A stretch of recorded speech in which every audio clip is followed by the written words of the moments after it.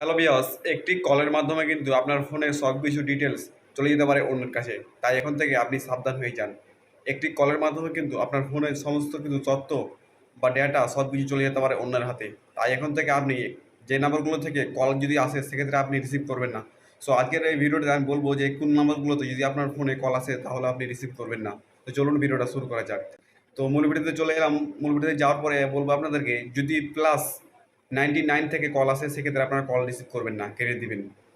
আর যদি আপনাদের 92 থেকে কল আসে সেক্ষেত্রেও আপনারা কলটা রিসিভ করবেন না। এই কলগুলো আপনারাকে বলতে পারেন যে কলগুলো কি আপনাদের কন্ট্যাক্ট নাম্বারে দিবে নাকি আপনাদের যে সোশ্যাল মিডিয়া প্ল্যাটফর্মগুলো আছে এগুলোতে দিবে। আপনাদের কন্ট্যাক্ট নাম্বারও দিতে পারে, অথবা আপনার যে হোয়াটসঅ্যাপ অ্যাকাউন্ট আছে বা ইনস্টাগ্রাম অ্যাকাউন্ট আছে এটার মাধ্যমে দিতে পারে। যদি আপনার এগুলোতে কল আসে তাহলে আপনারা রিসিভ করবেন না। অতএব আপনারা সাবধান থাকতে পারবেন, এগুলো থেকে দূরে থাকুন। অবশ্যই আপনারা যে কোনো ফ্যাক হ্যাকার থেকে বা ফ্যাক আইডিয়া থেকে নিরাপদ থাকতে পারবেন। এই নাম্বারগুলো থেকে যদি আপনাদের ফোনে কল আসে অবশ্যই আপনারা রিসিভ করবেন না, অ্যাভয়েড করবেন। এগুলোকে অ্যাভয়েড করবেন, তাহলে আপনাদের, তো আমি আশা করি যে আপনাদের ফেসবুক বা যে কোনো আপনাদের প্ল্যাটফর্মে কল দেওয়া হোক, আপনারা এই নাম্বারগুলো দেখে কলটা রিসিভ করবেন। তথ্য আপনার নিরাপদ থাকবে, কারণ আমাদের এখনকার ফোনই সব কিছু।